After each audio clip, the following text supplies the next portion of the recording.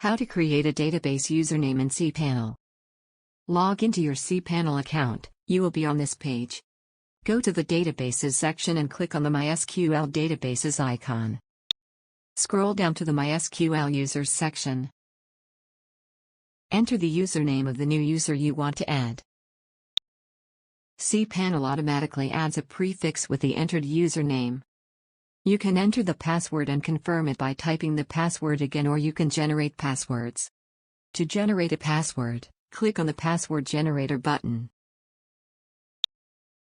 Copy the generated password and save it in a safe place. Now click to check the box after saving the password and then click on the Use Password button. The generated password is very strong. Click on the Create User button. That's it, we have successfully created a new user. Thank you for watching.